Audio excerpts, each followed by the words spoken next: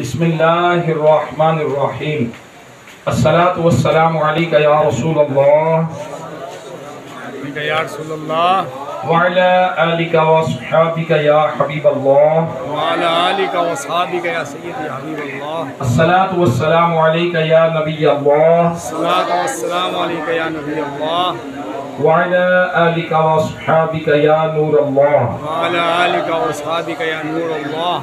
میرے آقا مدینے والے مصطفیٰ صلی اللہ علیہ وآلہ وسلم پر درود پڑھنا یہ بہت بڑی سعادت کی بات ہے۔ اللہ کے محبوب صلی اللہ علیہ وآلہ وسلم نے ارشاد فرمایا، جو کوئی میرا امتی مجھ پر ایک مرتبہ درود پاک پڑھتا ہے اللہ تعالیٰ اس پر 10 رحمتیں نازل فرماتا ہے، اور جو کوئی 10 مرتبہ درود پڑھتا ہے اللہ تبارک و تعالیٰ اس پر 100 رحمتیں نازل فرماتا ہے، اور جو کوئی 100 مرتبہ درود پڑھتا ہے اللہ تبارک و تعالیٰ اس کی دونوں آنکھوں کے درمیان یہ لکھ دیتا ہے کہ یہ بندہ منافقت اور جہنم کی آگ سے آزاد ہے۔ سبحان اللہ۔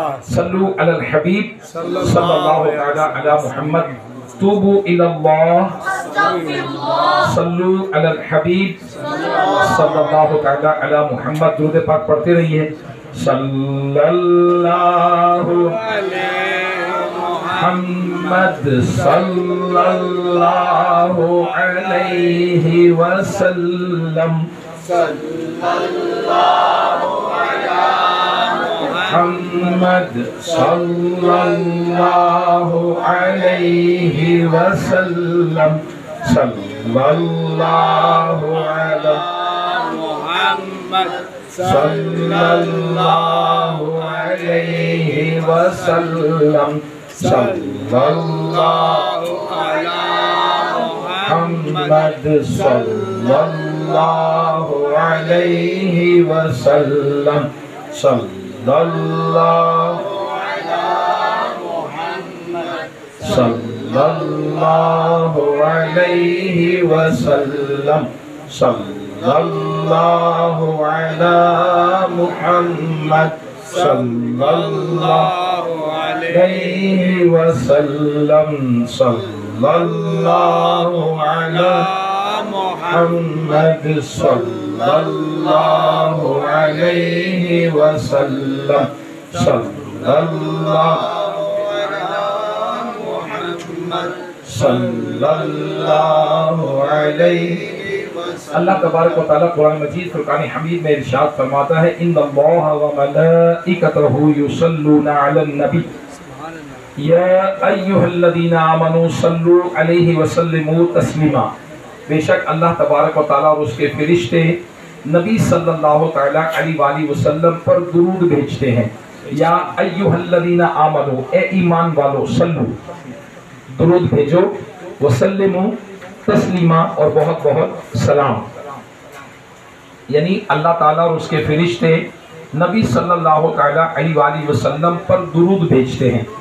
اے ایمان والو تم بھی نبی علیہ السلام پر درود بھیجو اور بہت بہت سلام۔ اگر مجھے کوئی فون کرے، یافور بھائی آپ اس وقت کیا کر رہے ہیں، میں یہ کہوں گا اللہ کے حکم پر عمل کر رہا ہوں جو رب نے قرآن میں کہا ہے، درود پڑھو اور سلام، تو میں کیا کر رہا ہوں، صلی اللہ علیہ وسلم، صلی اللہ علی محمد صلی اللہ علیہ وسلم، صلی اللہ علی محمد صلی اللہ علیہ وسلم۔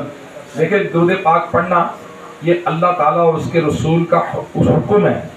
اللہ تعالیٰ نے قرآن میں حکم دیا درود و سلام پڑھو، تو اللہ کرے ہم زیادہ سے زیادہ درود و سلام پڑھنے میں کامیاب ہو جائیں۔ صلی اللہ صلی اللہ علیہ وسلم، صلی اللہ علی محمد صلی اللہ علیہ وسلم، صلی اللہ علی محمد صلی اللہ علیہ وسلم، صلی اللہ علی محمد صلی सल्लल्लाहु अलैहि वसल्लम सल्लल्लाहु अला मुहम्मद सल्लल्लाहु अलैहि वसल्लम सल्लल्लाहु अला मुहम्मद सल्लल्लाहु अलैहि वसल्लम सल्लल्लाहु अला मुहम्मद सल्लल्लाहु अलैहि वसल्लम। चलिए मैं आपको एक वाक़या सुनाता हूँ। एक शख्स था जो सुलेमान अलैहिस्सलाम, अल्लाह के नबी हैं, दाऊद अलैहिस्सलाम के बेटे थे हज़रत सुलेमान अलैहिस्सलाम। वो उनका पति था। उसके घर में एक दरख्त था। उस दरख्त पर कबूतरों का एक जोड़ा था। उसने एक घोंसला बना दिया और उन्होंने उस पर अंडे दे दिए। जब उसमें से बच्चे निकले, बच्चे कुछ बड़े हुए, तो जिस शख्स के घर में वो दरख्त था उसकी ज़ौजा, उस शख्स की ज़ौजा ने कहा कि देखो ये जो कबूतरों के बच्चे हैं ये थोड़े बड़े हो गए हैं, तुम चढ़ो दरख्त पर और उतार के लाओ, हम अपने बच्चों को पका के खिला देते। वो शख्स जो था वो दरख्त पे चढ़ा और जाकर उसने तो उसके जो घोंसला था, उसका जो घर था कबूतरों का, उसमें से बच्चे निकाले, पका कर बच्चों को खिला दिए। कबूतरी को बड़ी तकलीफ, उसके बच्चे थे। कबूतरी हजरत सुलेमान अलैहिस्सलाम की बारगाह में हाजिर हुई, क्योंकि वो तो नबी तो फिर सबका नबी होता है ना। तो सुलेमान अलैहिस्सलाम की हुकूमत तो जिन्नात पर भी थी, हवाओं पर भी थी, इंसानों पर भी थी, परिंदों पर भी थी। तो वो कबूतरी जो नबी हजरत सुलेमान अलैहिस्सलाम की बारगाह में हाजिर हुई और हाजिर होकर अर्ज़ करने लगी कि हुजूर ये देखिए आपकी उम्मती ने क्या किया है, ये मेरे बच्चे पका के खा गया। सुलेमान अलैहिस्सलाम ने फरमाया बुलाओ। उस उम्मती को बुलवाया और इरशाद फरमाया देखो आइंदा नहीं करना, आइंदा नहीं करना। अब कबूतरी ने फिर उसी में अंडे दिए, फिर बच्चे निकले। अब जब बच्चे निकले तो वो बच्चे फिर ग्रो किए, बड़े हुए। जब बड़े हुए तो अब उसकी ज़ौजा ने देखा फिर बच्चे बड़े हो गए हैं, बीवी ने, तो शौहर को कहा कि जाओ जाकर ये बच्चे उतार कर लाओ तो हम अपने बच्चों को पका के खिलाएं। उसने नहीं नहीं, अल्लाह के नबी ने मना किया है। हज़रत सुलेमान अलैहिस्सलाम ने मना किया, नहीं नहीं यह नहीं करना। उसने कहा कि सुलेमान अलैहिस्सलाम फर्क बैठे, वो पूरी दुनिया के हुक्मरान हैं, बादशाह हैं, वो दुनिया के काम कर रहे हैं, तुम्हारी और कबूतरी का मसला सुनने के लिए वेले बैठे हैं। चलो जाओ उतार के लाओ। अब वो उसने सुना तो बेगम कह रहे, तो फिर वो दरख्त पे चढ़ा, बच्चे उतारे और पका कर खा गए। अब कबूतरी फिर गई फरियाद लेकर सुलेमान अलैहिस्सलाम के पास। अब सुलेमान अलैहिस्सलाम को पता चला कि मैंने इस बंदे को मना किया था, इसको मैंने मना किया था, ये फिर बात नहीं आया। फरमाया अब आपने उस बंदे को नहीं बुलवाया, अब आपने दो जिन्नात को बुलवाया, मशरिक और मगरिब से दो बड़े बड़े जिन थे ना, उनको बुलवाया। जिन्नात तो भी आपकी हुकूमत थी, और आपने जिन्नात को बुलाया, कहा कि इसके दरख्त के नीचे खड़े हो जाओ, ये जो दरख्त है ना इस बंदे के घर में, इसके नीचे जाके खड़े हो जाओ। अब जब ये दरख्त पे चढ़े ना, तो एक टांग इधर से पकड़ना, एक टांग इधर से दो कर देना, क्योंकि बादशाह भी थे। आप मानी नहीं उसने। अब वो जिन्नात जो थे उधर जा खड़े हो गए। अब कबूतरी ने फिर अंडे दिए, जब फिर अंडे दिए फिर बच्चे निकले, फिर ग्रो किए। उसकी बीवी ने फिर कहा चलो भाई वो बड़े हो गए, लाओ उतार के।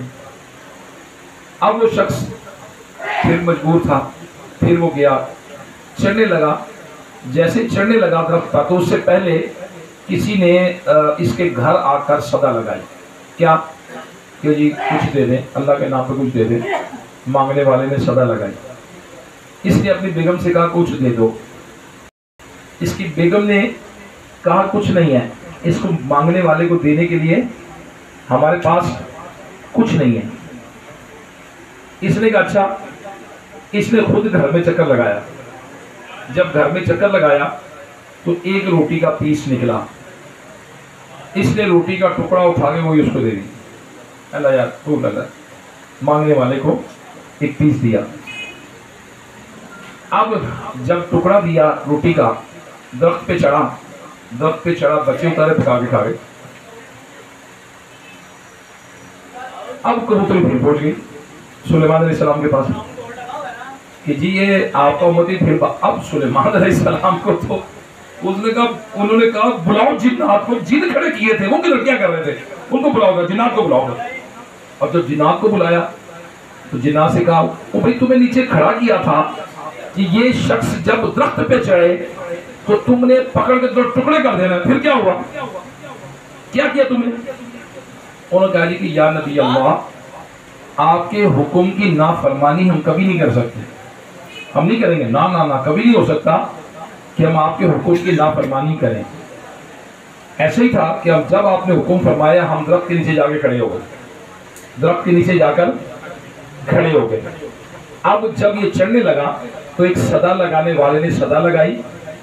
اس نے گھر میں ڈھونڈ کے روٹی کا ٹکڑا اس کو صدقہ کر دیا, اس کو دے دیا. اب جب یہ چڑھنے لگا ہم آگے بڑھے کہ اس کو پکڑ کے دو ٹکڑے کر دیں, مگر اس سے پہلے کہ دو ٹکڑے کرتے اللہ تبارک و تعالی نے دو فرشتے بھیجی. ایک فرشتے نے ادھر سے پکڑا گردن سے جن کو, دوسرے کو پکڑا اٹھا کے ادھر پھینک دیا مشرق مغرب میں, اور یہ روٹی کا ٹکڑا صدقہ کرنے کی وجہ سے بچ گیا. حضرت سلیمان علیہ السلام کے امتی کے ساتھ پیش آنے والا واقعہ میں نے آپ کی خدمت میں عرض کیا. ایک روٹی کا ٹکڑا صدقہ کیا اور بندہ ہلاک ہونے سے بچ گیا. جنہوں نے پکڑ کے اسے دھوکہ دینا تھا, کیونکہ سلیمان علیہ السلام کی حکومت جنوں پہ, نبی علیہ السلام بھی جنوں کے نبی ہیں, لیکن سلیمان علیہ السلام تو اس دور میں تو ظاہری طور پر جن کام کرتے تھے.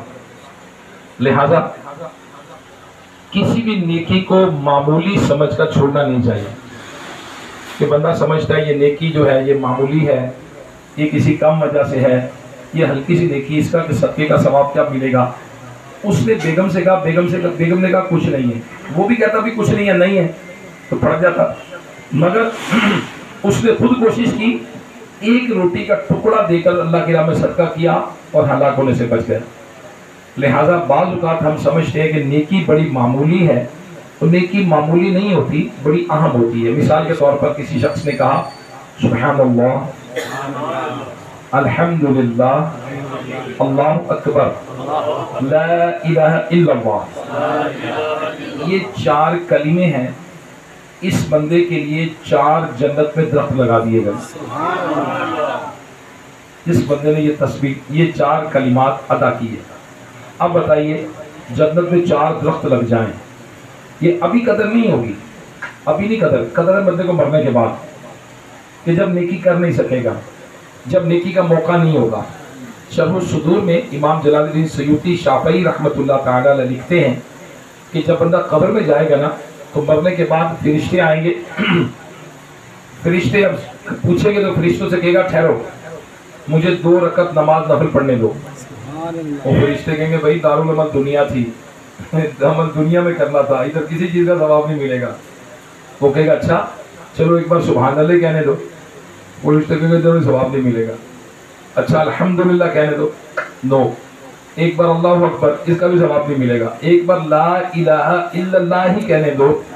فرشتے کہیں گے دیکھ دارالعمل دنیا جی تو گزار چکا, اب یہ تو حساب ہوگا ادھر.